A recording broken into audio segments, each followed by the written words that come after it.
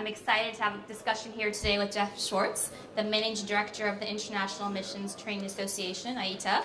So for those who don't know, could you just explain more about the organization, what you guys do? Sure, absolutely, and thank you for having me. So IETA is the world's largest association exclusively dedicated to carbon markets. So carbon markets have been around for a long time, in fact, since the 1980s, and IETA grew out of the Kyoto Protocol. At that time, in the Kyoto Protocol, there was a sincere need for businesses to come together and understand how they could work together and help shape the future of carbon markets, either through the United Nations Framework Convention on Climate Change or through carbon markets that governments have set up.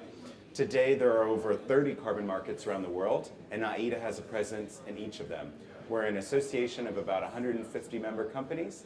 We represent all types of industries, basically any kind of company who's active in carbon markets.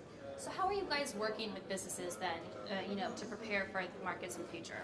So most of our businesses are active in carbon markets. Either they have to buy emissions reductions to comply with the carbon regulation that they face in their country, or they provide a service. They either provide carbon credits to a company, or they are a law firm that can help companies, or they are a project developer who's generating the projects, or they're the companies who check that emissions reductions are actually taking place, or they might be an exchange where carbon reductions are bought and sold. So since we have around 150 of those companies, and they've been working with us since 1999, they have a lot of experience. They have a lot of lessons that they've shared through working together in Europe or through the Kyoto Protocol or now under the Paris Agreement.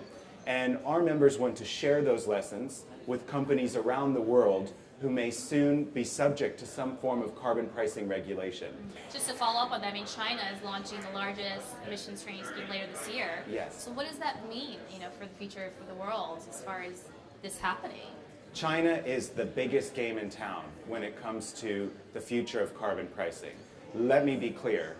When China adopts a national emissions trading system, it will cover around 5 billion tons of CO2. That's twice the size of the EU carbon market and 12 times the size of the California carbon market, which is the biggest carbon market in the United States. So this is huge. This is a major development. And IETA has been working in China for many years. We have a special initiative called the Business Partnership for Market Readiness. We do this alongside with the World Bank's Partnership for Market Readiness. And this is an initiative where we bring our members to places like China or Mexico or Kazakhstan, wherever a government is interested in hearing from business on how to be proactive and how to also share experience on carbon pricing. And that's what this Business Partnership for Market Readiness initiative is all about. Can you give some examples of kind of Sure. lessons learned? So a lot of companies say, okay, now I have to participate in carbon pricing. What do I have to do to organize my company? Do I need to tell my lawyer? Does my CEO need to know about it? What about my accountants? How do my salespeople need to participate? So there are so many companies in the world who've already gone through that lesson. They've organized themselves so that they can comply with carbon pricing and carbon market regulation very smoothly, so that they save costs and they save money. Another example is when you find yourself subject to having to participate in a carbon market or a carbon pricing system, you need to know when is the right time to buy and when is the right time to sell. You can lose and make a lot of money knowing how you interact with the market. So these are major, major companies, shareholder listed companies from around the world who've already gone through that process. And in this guide, you could learn all about how they've succeeded and how they've also had some challenges in participating in carbon pricing and carbon market regulation. That's great. So just lastly, kind of what do you think is needed next? Where do we go from here? So the world today is one in which each country is deciding its own fate when it comes to climate change. The Paris Agreement is what we call a bottom-up process, where countries are in control.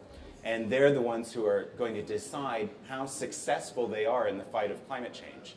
But we know that we cannot act independently and alone in this effort. We have to come together, because when countries cooperate, then we can collectively do more to reduce emissions and address global climate change. Great. Well, Thank you so much. Thank you. We just heard live from Jeff Swartz, Managing Director of the International Emissions Trading Association. So thank you so much. Thank you.